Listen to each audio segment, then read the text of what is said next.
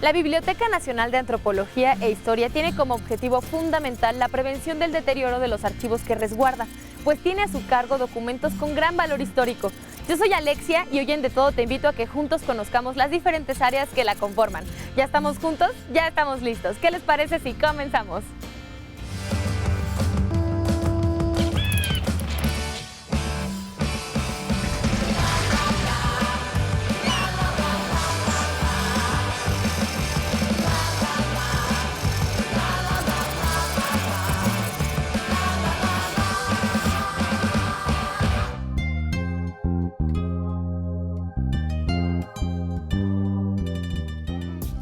Para conocer un poco más acerca de la historia de este lugar que resguarda tanto de nosotros los mexicanos, nos acompaña Baltasar Brito, el director de la Biblioteca Nacional de Antropología e Historia.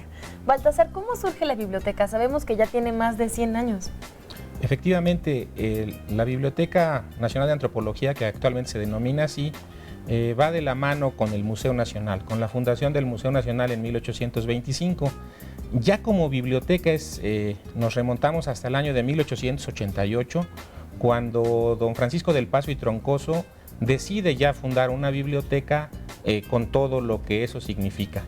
Es importante mencionar que es específicamente para dar servicio a la investigación que se realiza en el Instituto Nacional de Antropología, pero que también está abierta para todo el público interesado en venir a consultar, pero específicamente todo lo relacionado a dos temas, la antropología y la historia.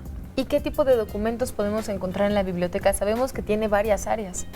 Sí, la biblioteca es muy rica en todos sus acervos. Tenemos más de 65 fondos históricos en un fondo reservado y podemos encontrar documentos desde el siglo XVI, inclusive tenemos documentos desde el siglo XV, van a preguntarse por qué. Lo que pasa es que tenemos algunos documentos prehispánicos, como los códices. Aquí es muy rica esta biblioteca en todo lo que se refiere a los códices. Tenemos 2 de la época prehispánica y más de 150 códices de la época virreinal y del siglo XIX, pero además tenemos fondos de investigadores muy importantes. En el lugar en donde estamos, por ejemplo, es la biblioteca de don Alfonso Caso. Tenemos muchísimos otros fondos que son muy importantes en cuanto a su documentación y que la gente puede venir a consultar.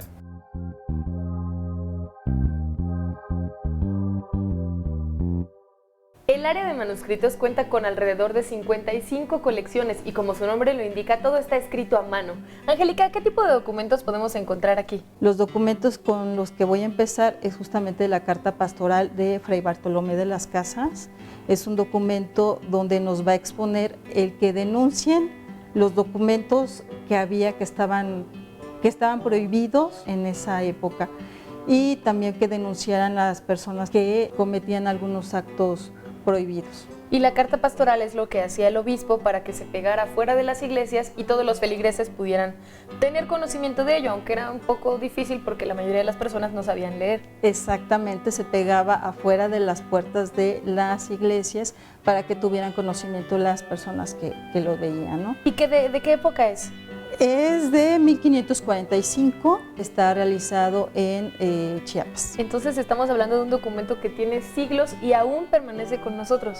El documento se encuentra en muy buenas condiciones por nuestro equipo de restauración. Tenemos por aquí también un libro de cuentas de doña María Luisa, es algo muy bonito. Exacto, ese documento en lo personal es uno de mis favoritos, porque ella va a hacer su examen, podríamos decirlo como si fuera una tesis.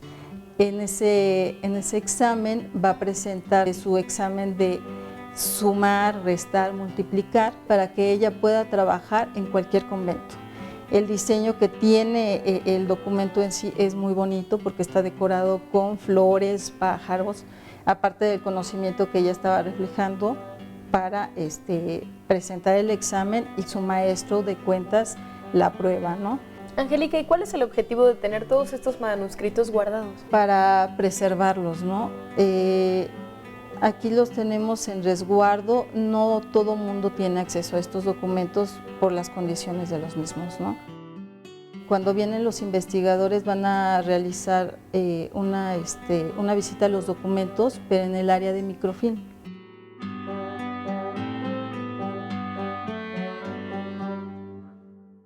El taller de restauración de la Biblioteca Nacional de Antropología e Historia es muy importante porque de aquí depende la conservación de todos los libros que hay en la biblioteca. Ana Paula, ¿cuál es la diferencia entre restaurar y conservar? La diferencia entre restaurar y conservar, la restauración se enfoca específicamente sobre el objeto.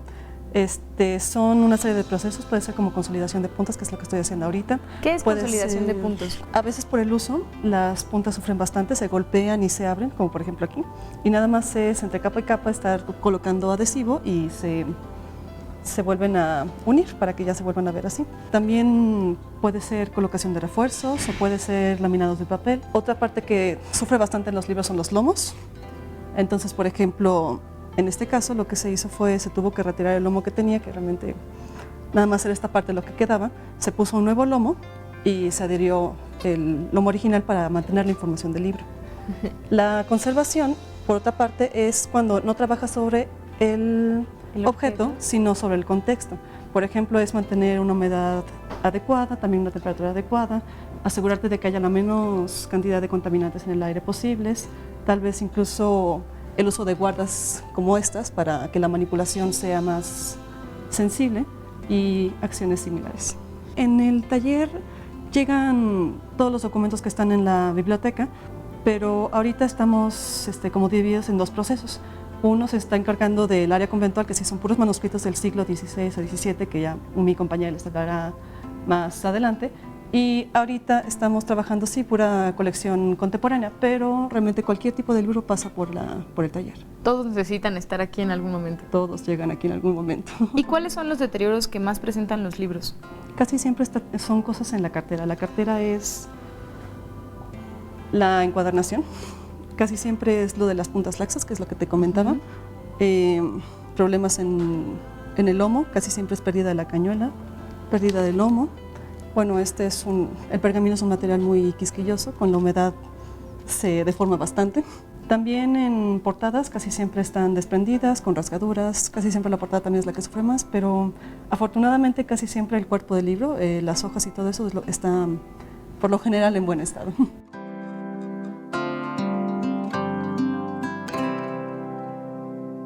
Como ya vimos con Ana Paula, el trabajo de restauración es una cosa, pero el trabajo de conservación requiere de muchas otras áreas en donde hay que poner especial atención. Xóchitl, ¿qué implica el trabajo de conservación? El trabajo de conservación, bueno, en el caso de la Biblioteca Nacional de Antropología e Historia, está dado por proyectos de estabilización de colecciones. ¿Esto qué quiere decir? Que las colecciones, bueno, a nivel de miles, se someten a procesos muy, digamos, comunes, como es la limpieza profunda, la fumigación, la elaboración de guardas de protección y de intervenciones menores de restauración. ¿Por qué habría que fumigar un libro? Eso quiere decir que hubo un ataque fúngico, digamos, en el material en algún momento. Y pueden quedar esporas que nos pueden dañar a nosotros como gente de la biblioteca y a los usuarios. Entonces, por eso es que estamos tratando de que todos nuestros materiales estén limpios y desinfectados. Hay que limpiar hoja por hoja. Hoja por hoja, entonces. sí. ¿Y en qué consiste una colección? Bueno, una colección como lo que ahorita estamos viendo, estamos hablando de, digamos, libros que pertenecieron, digamos, a una orden religiosa, por ejemplo, en fondo conventual, la orden franciscana o los conventos agustinos, que les decimos orden agustina, y de esto pues ya podemos encontrarnos miles de volúmenes. Xóchitl, dentro de este proyecto, ¿como cuántos libros han estabilizado? 12,000 en total. Y esto quiere decir que las condiciones generales para que los libros nos duren muchos años más ya están hechas. Ya están hechas y que puedan ser consultados, porque eso es lo más importante. En este momento, ¿qué está haciendo Sandra? Mira, Sandra está guardando un libro en justamente una guarda de protección. Este es uno de los tipos que nosotros ideamos, digamos, para nuestros libros. Es un tipo banda. ¿De qué material es la guarda? Es cartulina libre de ácido y, como ves, tenemos un sistema de cierre mecánico. No usamos ningún adhesivo en las guardas, precisamente para conservar los libros el mayor tiempo posible. Esta es una parte del proceso, digamos, que ya va más adelantada. Aquí ya están limpios, ya están fumigados. Así es. Y también ya se encontró dentro de ellos muchas cosas que las personas dejamos cuando leemos, como separadores, flores. ¿Cómo se llaman todos estos objetos que aparecen en los libros? Estos objetos les llamamos testigos, justamente porque forman parte del testimonio histórico de un libro a nivel de lectores, digamos. Como en la actualidad nosotros podemos dejar boletos de metro, separadores, pues también antes lo hacían en los fondos conventuales, y esto es lo que nosotros nos hemos encontrado a través del tiempo en las limpiezas del fondo conventual. Nos hemos encontrado estampas, clavos, papeles picados, cartas, recortes de periódicos y papeles decorados también, y otros elementos vegetales como tabaco, que se creía tenían efectos insecticidas para los libros, y también flores y hojas. ¿Qué es lo más extraño que has encontrado en un libro? Bueno, de lo más extraño son los clavos. Y bueno, en otra temporada salió una carta de amor, digamos, y estaba en un fondo conventual. Entonces, sí, es poco común, digamos, ¿no?, encontrar esos materiales, pues libros que se piensa que son de orden religioso.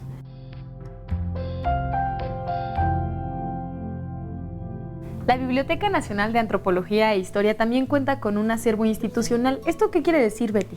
Mira, en este caso el acervo histórico institucional de la biblioteca nos guarda la historia del instituto. El instituto se crea en 1939, pero nosotros tenemos documentos un poquito antes, que es como el antecedente, que tenemos documentos desde 1826 hasta 1980, es decir, es la historia del instituto en sus proyectos, en sus informes, en sus presupuestos, en este caso de proyectos arqueológicos o históricos. También en este acervo se archivan acervos personales de importantes antropólogos, etnólogos e historiadores mexicanos, como es el caso de Silvio Zavala, que es historiador. Él nos donó en 1995 un acervo que ya está completamente catalogado, que es esta parte, son más de 300 cajas con 9.228 documentos, o en este caso del primer antropólogo graduado por la Escuela Nacional de Antropología e Historia, que es el doctor Eusebio Dávalos, que también lleva el nombre de la biblioteca. ¿Y por qué es importante que la biblioteca cuente con este acervo? Nos enseña la historia, primero, de estos importantes personajes, ¿no?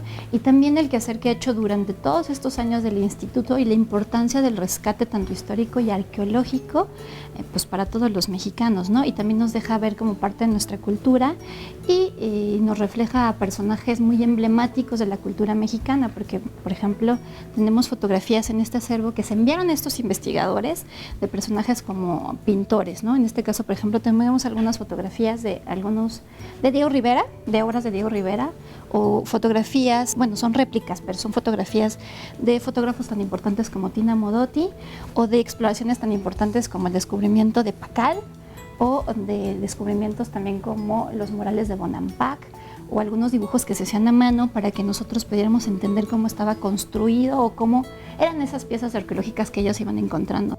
O visitas también muy importantes, son muy emblemáticas, como la visita que tenemos aquí con Kennedy. Entonces la recibió Eusebio Dávalos, ¿no?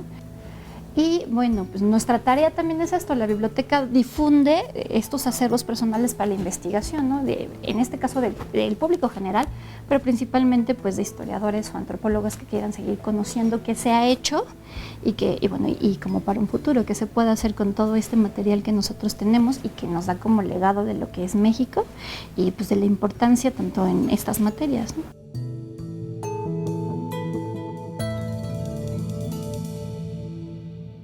De los archivos más consultados aquí en la biblioteca son el archivo fotográfico y el archivo cartográfico. Sonia, ¿qué tipo de fotografía tiene el archivo fotográfico? Bueno, contamos con un acervo muy importante que surge a partir de lo que fue la inauguración de la biblioteca en el siglo XIX y está conformado por fotografías principalmente de los inicios. Tenemos un acervo que va de acuerdo a lo que nos dedicamos en el museo y en la biblioteca, que es de corte arqueológico y antropológico, lo que es la parte social. Son álbumes, por ejemplo tenemos el de Teotihuacán, es un álbum elaborado por Hugo Breme, fotógrafo que llega a México a principios del siglo XX y hace este tipo de paisaje, o sea, cómo podemos ver el paisaje en el siglo XX a través de la lente de Hugo Breme. Y bueno, nos muestra un poco la época de los descubrimientos arqueológicos que se hacían en esa época. También hay una fotografía muy interesante que está tomada en vidrio. Así es. Bueno, esa fotografía, la técnica se denomina colodión húmedo. Es una fotografía muy difundida también antes de la Carte de Visite es un vidrio, estaba emulsionado totalmente por la parte de atrás y se utilizaban ese tipo de cámaras de cajón de esas grandes, y en un cuarto oscuro también se hacía todo el procedimiento para poder revelar la imagen. Y bueno, esta imagen es muy importante, es la más antigua que tiene el acervo y nos habla un poco de la vida cotidiana, un poco de este tipo de las formas de hacer fotografía, de las técnicas. Y así como esta fotografía en el acervo encontramos otras de personajes bastante interesantes, como por ejemplo la fotografía de Chucho el Roto, que muchas personas quieren saber cómo era este personaje emblemático de la historia mexicana, y bueno, aquí está su fotografía. Es una fotografía bastante interesante, se hizo una reproducción a partir de un cartel. En la parte de atrás, como sello característico que tiene esta foto, dice "Notable ladrón". Entonces todo el mundo conoce la historia de Jesús Arriaga, alias Chucho el Roto, y es interesante porque a partir de la crónica o lo que nos cuenta la historia, podemos ver la imagen del personaje en la fotografía. Y en cuanto al archivo cartográfico, ¿qué es lo que encontramos aquí en la biblioteca? Es un acervo muy importante, contamos con 11,000 mapas y tenemos cerca de 600 mapas históricos. Somos depositarios de la colección INEGI. Entre estos mapas podemos encontrar los inicios del Museo Nacional. Contamos con 2 mapas muy importantes, uno es del puerto de Acapulco, otro de Julio Gómez de Trasmonte, que es de la Ciudad de México. Son mapas coloreados. Se imprimieron en Italia por petición de Francisco del Paso y Troncoso. Esto fue muy importante porque él empieza a tener la idea de poder tener estos acervos, irlos incrementando con colecciones particulares. Estos mapas se sabe que son de colecciones particulares en Bélgica. Él recorrió en un viaje a Europa para poder recolectar los diferentes acervos que pertenecían a la nación mexicana, porque pues él tiene todavía esta parte de que se está formando la identidad nacional. Entonces estos mapas vienen a conformar parte de nuestros acervos como una colección, aparte de antigua, pues un poco de ver cómo se hacían este tipo de arte de la litografía y los colores. Entonces me parece muy, muy importante saber cómo se va formando esta mapoteca.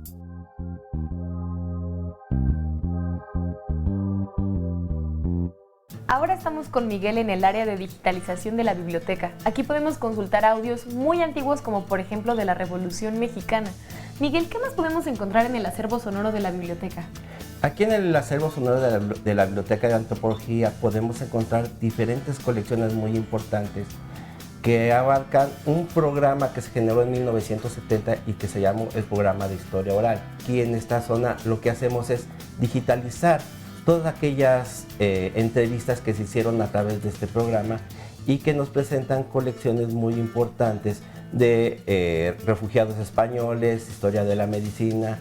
Tenemos entrevistas a villistas, entrevistas a zapatistas, y que conllevan todo un mundo de todos aquellos que participaron en estas etapas históricas de nuestro país. Lo que hacemos es pasar de los medios análogos en los que se grabaron originalmente a los modernos medios de reproducción digital, con la mira de poder nosotros ofrecer al usuario ahora las entrevistas en formato electrónico y que ya no se tengan que estar interviniendo los originales que con el uso se tienden a degradar. ¿Y qué audio escogiste para enseñarnos? En este caso les vamos a mostrar un audio correspondiente a la colección de refugiados españoles, que está dividida en 2 grandes grupos. Los refugiados españoles, las entrevistas de los que llegan aquí a México y de los que regresan a España después de haber estado aquí en México. La calle de Valverde nació después de la idea de acabar mi ciclo de novelas acerca de la guerra civil. Pensé que era necesario explicar cuáles eran los antecedentes. Además de los archivos sonoros, también aquí en el área de digitalización se pueden consultar mapas, fotografías históricas y por supuesto también los códices. Susana, ¿por qué digitalizar los códices? Bueno, pues precisamente porque los documentos originales están conservados en un área muy restringida, se dio esa prioridad para hacer el acceso más abierto al público interesado en investigación, para venir a consultarlos. Por los 90 fue que se decidió hacer esta digitalización precisamente para que esté abierto al público. Es importante que mencionemos que los procesos de digitalización han ido cambiando conforme la tecnología avanza. En un principio las cosas se conservaban de una manera que para nosotros hoy en día ya es antigüita. Es obsoleto, así es. Precisamente también se hizo ese cambio porque los documentos estaban en un formato que ahorita ya no se puede leer en muchos dispositivos, así que ahorita lo tenemos en alta resolución, digamos a una 1200 dpi, en formato TIFF, un formato más universal en el que todo el mundo lo puede ver. Inclusive tenemos usuarios extranjeros que vienen a consultar justamente estos documentos. ¿Y cuál fue el proceso para poder digitalizar los códices? Porque son documentos muy antiguos y de mucho valor. Precisamente por eso se hicieron tomas con placas fotográficas y obviamente para tener mayor nitidez en el documento se hacen por fragmentos, porque muchos documentos son enormes, más de 1 metro de dimensión, entonces se hace por segmentos y después aquí nosotros hacemos la unión digital precisamente para que puedan ver los detalles, cosa que no se puede ver mucho en el documento original precisamente, así que con los programas de edición se puede uno acercar, cambiar tonos e inclusive ver algunos detallitos que a la simple vista no se ven.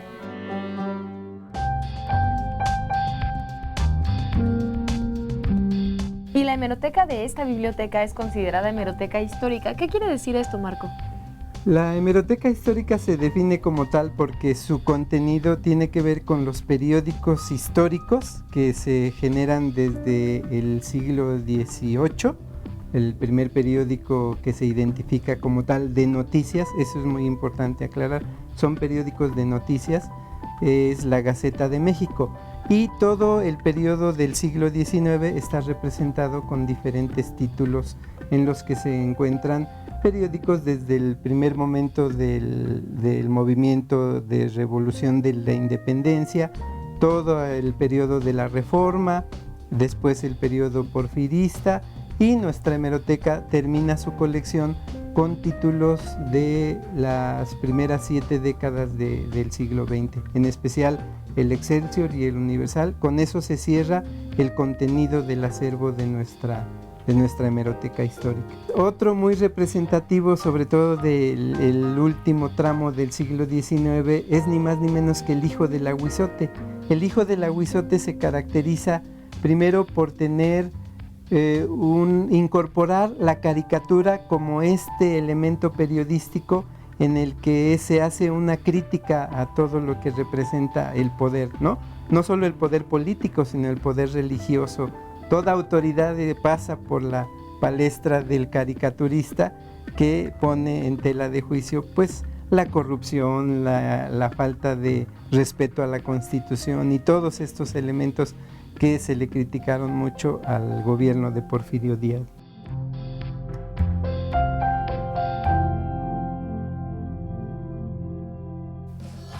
Los mapas, las fotografías y los libros son documentos que hablan de nosotros, de nuestro origen, de nuestra cultura. Son pruebas fehacientes de nuestro paso por el mundo y su valor es incalculable. Por favor, comparte tus comentarios. Ya sabes que tenemos Facebook y que tenemos Twitter. Y si quieres volver a ver este capítulo o cualquier otro, no dudes en entrar a nuestro podcast en iTunes o visitar nuestro canal en YouTube. Yo soy Alexia y recuerda que cada día es más divertido si descubrimos juntos de todo.